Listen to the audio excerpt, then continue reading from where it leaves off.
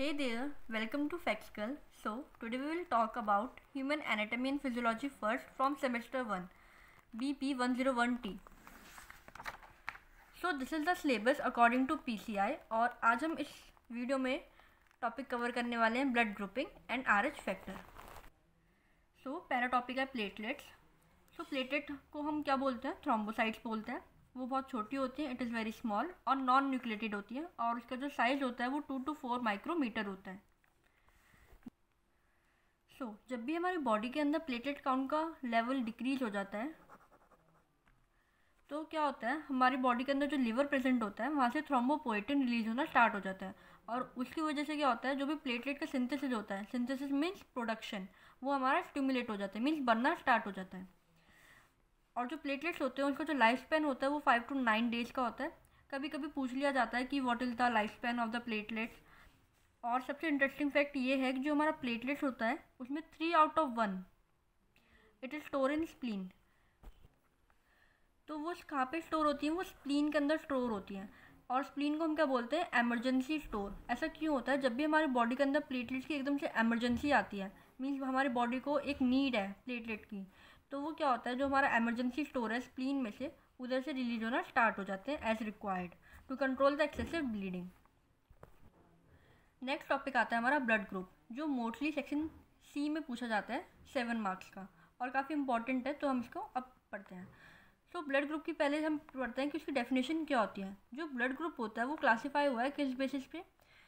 RBC जो present होता है हमारे ब्लड के अंदर उसे हम बोलते हैं रेड ब्लड सेल. जब भी आरबीसी के सरफेस पे अगर एंटीजन प्रेजेंट है या एब्सेंट है, उसके बेसिस पे हम क्लासीफाई करते हैं हमारे ब्लड ग्रुप को. तो हम कंपाइल करते हैं अपनी definition. Blood group is a classification of blood based on the presence और absence of inherited antigenic substance on the surface of RBC और रेड ब्लड सेल. दो बेसिक सी डेफिनेशन पढ़ लेते हैं आगे स्टार्ट करने से पहले. एंटीजन क्या होता था? एंटीजन होता है, कंपोज होता है वो ग्लाइकोप्रोटीन एंड ग्लाइकोलिपिड से, और उसे हम क्या बोलते हैं? एग्लियोटिनोजेनेसिस. और एंटीबॉडी को हम बोलते हैं एग्लियोटिनिन.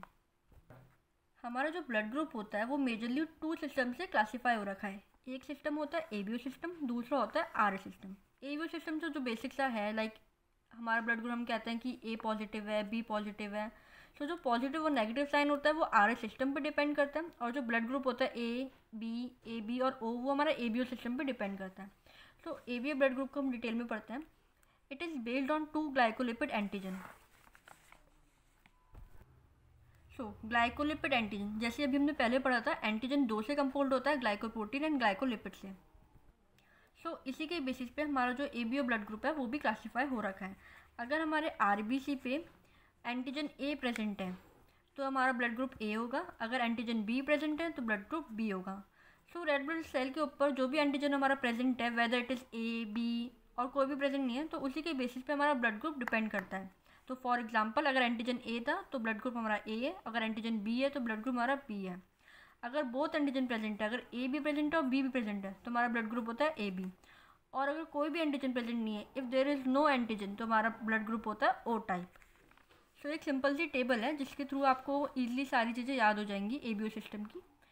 तो हमने इधर लिखा है कैरेक्टरिस्टिक और ये इधर लिखे है हमने blood group A B and O. इस टेबल को सिंपल सा एक टेक्निक है याद करने की. अगर हमें एंटीजन याद हो जाए सबके तो हम पूरी टेबल याद कर सकते हैं. एंटीजन को हम और क्या बोलते हैं? एग्लियोटिनोजन. अगर एंटीजन हमारा आरबीसी के ऊपर कौन सा प्रेजेंट था? ए, तो ब्लड ग्रुप ए था. बी था तो ब्लड ग्रुप बी है. ए बी तो ए बी. और अगर कोई भी प्रेजेंट नहीं था तो ब्लड ग्रुप ओ था. तो इसके अपोजिट होता है हमारा एंटीबॉडी, जिसे हम बोलते हैं एग्लियोटिनिन. एंटीबॉडी जो होती है वो हमारे प्लाज्मा में प्रेजेंट होती है और जो एंटीजन होते हैं वो हमारे आरबीसी में प्रेजेंट होते हैं. तो जो भी एंटीजन प्रेजेंट होगा आरबीसी के ऊपर, उसका जस्ट अगेंस्ट या अपोजिट हमारा एंटीबॉडी होता है. सपोज ए था तो anti B means opposite of A is B, B का अपोजिट ए बी का अपोजिट नन एंड नन का अपोजिट बोथ. देन एक वर्ड आता है डोनर एंड रिसिपिएंट. आपने बेसिकली 11th-12th में बहुत बार देखा होगा. तो डोनर क्या होता है? जो ए होता है वो ए और ए बी ब्लड ग्रुप वालों को दे सकता है. बी वाला बी एंड ए बी को, ए बी वाला बस ए बी को दे सकता है. और जो ओ वाला होता है वो यूनिवर्सल डोनर होता है. इसका बेसिक सा मीनिंग यही है कि जो ओ ब्लड ग्रुप वाले पर्सन होते हैं वो सारे ब्लड ग्रुप वाले पर्सन को ईजिली डोनेट कर सकते हैं ब्लड. और सेकंड टॉपिक आता है हमारा रिसिपिएंट। जो रिसिपिएंट होता है वो लाइक अगर हमारा ब्लड ग्रुप ए है तो वो ए और ओ से रिसीव कर सकता है, बी और ओ से रिसीव कर सकता है, और ऑल यूनिवर्सल रिसिपिएंट मीन जो हमारे blood group A B mean जो भी ऐसे पर्सन है जिसका ब्लड ग्रुप ए बी है तो वो हर ब्लड ग्रुप से रिसीव कर सकता है, और जो ओ वाला होता है वो ओनली ओ वाले पर्सन से रिसीव करेगा। ट्रांसफ्यूजन को हम बोलते हैं blood transfusion.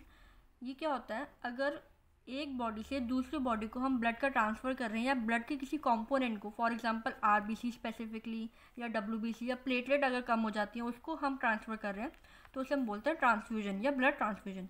So transfer of whole blood और blood component into blood stream, या तो डायरेक्टली हम ब्लड स्ट्रीम में डाल देते हैं लाइक वेन्स में, या directly into the red bone marrow में, उसे हम बोलते हैं ट्रांसफ्यूजन।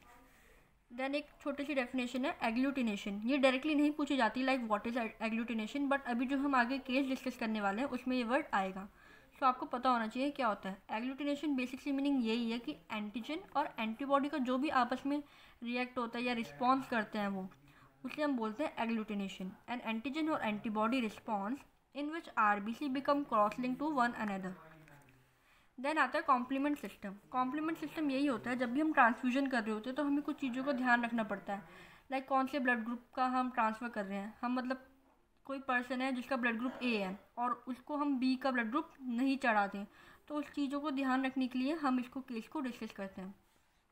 सो कॉम्प्लीमेंट सिस्टम क्या होता है, it is a defensive system. हमारी बॉडी का डिफेंसिव सिस्टम होता है जिसमें कि it is made up of over 30 proteins produced by liver and which is found in blood plasma and some tissues throughout the body. हमारी body के अंदर blood plasma, blood tissue and liver के अंदर कुछ protein होते हैं, over 30 protein, जो हमारे डिफेंसिव सिस्टम में रोल करते हैं। It is known as complement system. अब हम एक केस स्टडी पढ़ेंगे। सो केस स्टडी सिंपल है हमारी। जो रिसिपिएंट है मीन जिसे ब्लड की नीड है, जिसे ज़रूरत है ब्लड, उसे इसका ब्लड ग्रुप है ब्लड ग्रुप ए, और जो सेकंड पर्सन है जो ब्लड ग्रुप उसे दे रहा है लाइक जो डोनर है उसका ब्लड ग्रुप बी है।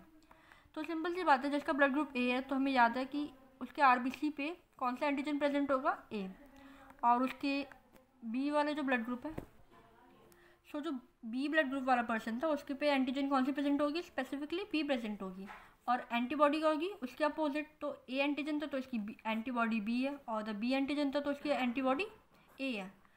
सो जब भी अब ये होगा तो एग्लूटिनेशन होगा। एग्लूटिनेशन हमने पढ़ा था कि आरबीसी पे क्या होता है, क्रॉस लिंक होता है आपस में, तो ये क्रॉस लिंक हो रहा है और इसकी वजह से क्या हो रहा है, इट इज़ कॉजिंग एग्लूटिनेशन। और एग्लूटिनेशन अभी हमने पढ़ा था, एग्लूटिनेशन क्या होता है, एंटीजन और एंटीबॉडी का रिस्पॉन्स, मीन्स क्रॉस लिंक हो रहे हैं वो आपस में। सो ये क्रॉस लिंक हो रहा है और क्या होता है, haemolysis of RBC. Haemolysis means break down of RBC. So ये वाला जो केस है वो लेस सीरियस है, मीन्स इतना ज़्यादा बॉडी रिएक्ट नहीं करेगी एकदम से। ऐसा क्यों होता है, क्योंकि जो हमारी एंटी ए है मीन जो डोनर था, जो उसकी एंटी ए एंटीबॉडी है, वो क्या करती है, it is gate diluted in the recipient plasma. Mean जो हमारा ये जो ब्लड ग्रुप ए वाला जो पर्सन था, इसके प्लाज्मा में हमारी एंटीबॉडी ए डाइल्यूट हो जाती है, इसकी वजह से ज़्यादा रिएक्शन नहीं होती है and it is less serious. Next system आता है हमारा आरएच ब्लड ग्रुप। पहले हमने सिस्टम एबीओ सिस्टम पढ़ा है, अब हम पढ़ते हैं आरएच ब्लड ग्रुप। सो जो आरएच ब्लड ग्रुप है वो फर्स्टली डिस्कवर करा गया था रीसस मंकी से। रीसस मंकी के थ्रू ये डिस्कवरी हुई थी, और अगर हमारे आरबीसी के ऊपर आरएच एंटीजन प्रेजेंट है तो हम उसे बोलते हैं आरएच पॉजिटिव, या लाइक हम बोलते हैं ना कभी कभी नॉर्मल डेज में लाइक ये ए पॉजिटिव है या बी पॉजिटिव है। जो पॉजिटिव साइन है तो वो आरएच पॉजिटिव, वो इधर से जाता है, और जो अगर उस पर आरएच एंटीजन प्रेजेंट नहीं है तो इट इज़ नेगेटिव।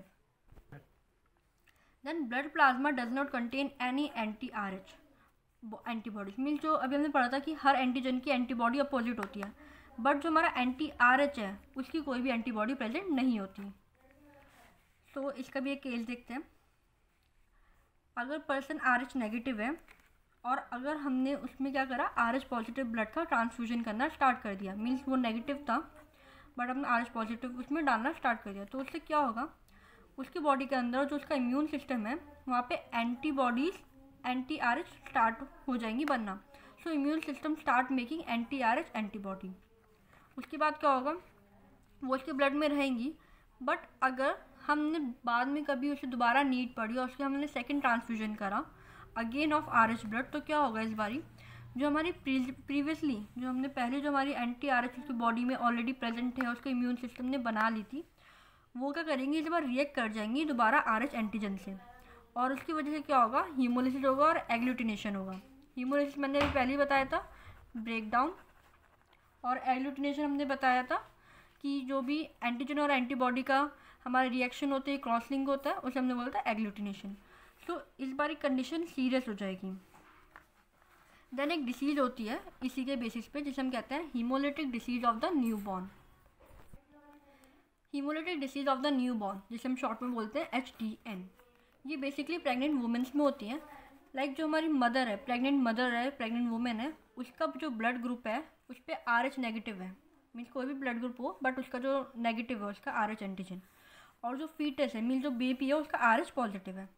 तो क्या होगा, ड्यूरिंग डिलीवरी जो भी ब्लड लीक होगा फीटस से मदर में, फीटस टू मदर, तो मदर के ब्लड में क्या हो जाएगा, एंटीजन बनना स्टार्ट हो जाएंगे और कुछ एंटीबॉडी फॉर्म होंगी, एंटी RH एंटीबॉडी। जब भी हमने देखा है, जब अगर दो अलग अलग नेगेटिव और पॉजिटिव वाले हमारे ब्लड ग्रुप मिल रहे होते हैं तो क्या होता है, इसके अगेंस्ट एंटीबॉडी बनना स्टार्ट हो जाती है।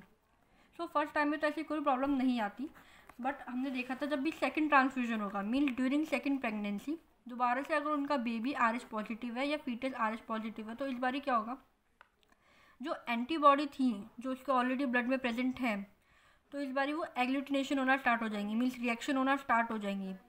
तो जिसकी वजह से क्या हो सकता है, बहुत सारी कॉम्प्लिकेशन आना स्टार्ट हो जाती है, क्योंकि एग्लूटिनेशन हो जाता है और हीमोलिसिस मीन्स जो RBC प्रेजेंट होते हैं, RBC काउंट होता है ब्लड के अंदर, वो डिक्रीज होना स्टार्ट हो जाएगा, उनका ब्रेकडाउन होना स्टार्ट हो जाएगा। सो इसको अवॉइड करने के लिए हम क्या करते हैं, एक इंजेक्शन होता है जिसे हम बोलते हैं शॉर्ट में RHOGAM, anti RH gamma globulin injection को हम पहले से इंजेक्ट कर देते हैं बिफोर एंड आफ्टर डिलीवरी, जिसकी वजह से क्या होता है, जो भी प्रेग्नेंट वुमेन ने उसे ये वाली प्रॉब्लम का फेस नहीं करनी पड़ती। जो HDN है, haemolytic disease of the newborn, उसे फेस नहीं करना पड़ता और जो प्रेगनेंसी में कॉम्प्लिकेशन आते हैं वो नहीं होते। So thanks for watching this video. So अगर आपको कोई भी इसमें डाउट हो प्लीज़ मेरे को कमेंट सेक्शन में बताइएगा।